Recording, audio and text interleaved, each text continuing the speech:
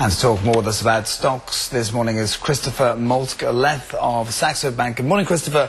The Dow's run to record highs this year. It's up for a fifth straight day. Is it time for investors to go on a buying spree, do you think? Well, I think central banks have obviously helped keep interest rate very low, and investors have been buying quite aggressively at the beginning of this year. But you could actually argue that bond purchases by the Fed has helped create an artificial environment where investors have sort of felt forced into stocks to secure a reasonable return. And I think that in the near term there is some risk that we might see a correction, because we are also facing rising interest rates now, and we are seeing fiscal spending cuts that are to be implemented with the US sequester. So I think in the short term it would be quite healthy to see some sort of a pullback, but mid to longer term we're still very positive. Well, I suppose a pullback's going to happen sooner or later, but how much higher do you think the market can go for now?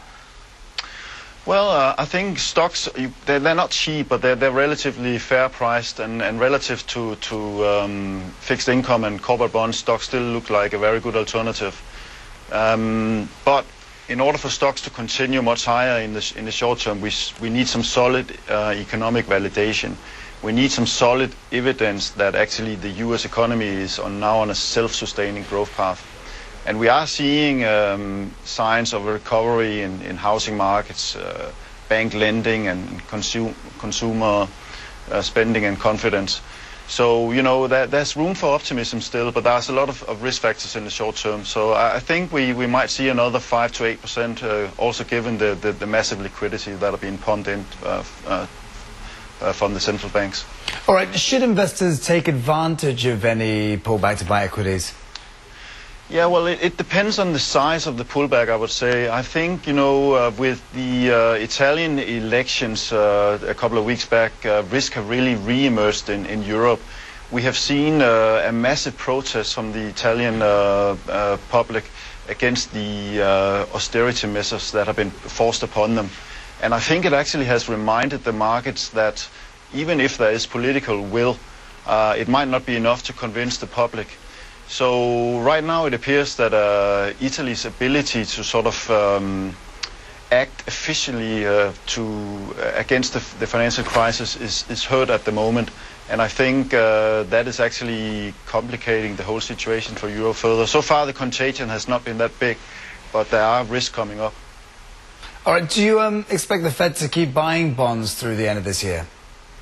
Well, the Fed has started now at least discussion whether there are risks to financial stability if they keep the QE on a massive scale. Fed's Governor Plosser has said that he thinks actually the risk to of financial stability is much bigger than the benefits to the real economy. On the other hand, other governors are not so convinced. So I think that you know. Bernanke reiterated last week that QE will definitely continue until we see a massive improvement in the labor market. So I think they will stay on course at least for the year out.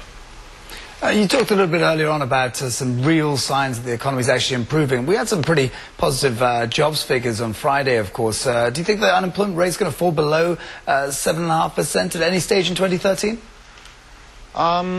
Well, I would say that it was a very good figure, yes, but one figure doesn't really make a trend. And I think with the non-farm payroll, it's a very volatile figure, and we also often see that we give the down revisions later.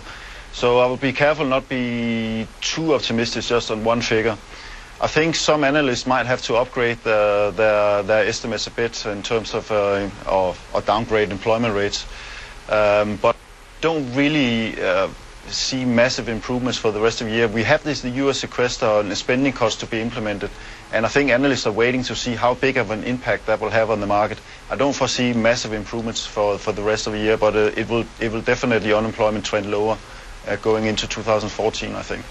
Just one last question for you, Christopher. Wanted to ask you about currencies. In line with the ongoing US economic recovery and recent gains in global stock markets, will the dollar rise above 100 yen, do you think?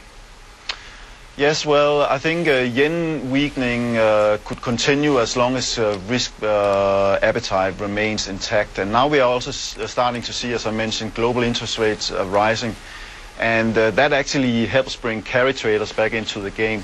So I think there is potential for the dollar-yen to break 100 and even go above. But it's quite dangerous to play with the yen right now, because when interest rates are rising, we might see equities hurt at some point. And that could cause a hurt to risk appetite. And therefore, you might want to play it with options. So if you want to play a bullish views, it could be a good idea to have a plain vanilla call option strategy. All right. Well, thanks very much indeed for that, Christopher. Good to chat to you this morning. Christopher Maltker-Leth of Saxo Bank, and that's a business wrap for now. Back over to Stephen.